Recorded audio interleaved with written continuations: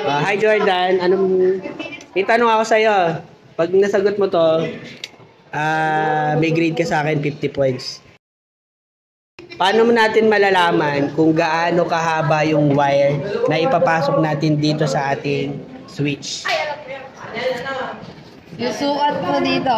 Saan So, may sukat? sukatan po siya dito. Okay, Gano'ng kahaba. Okay. So, yun yung, sige nga, try nga natin kung tama. O, gamitin nga natin yan ng ano. O, ano mo papasok?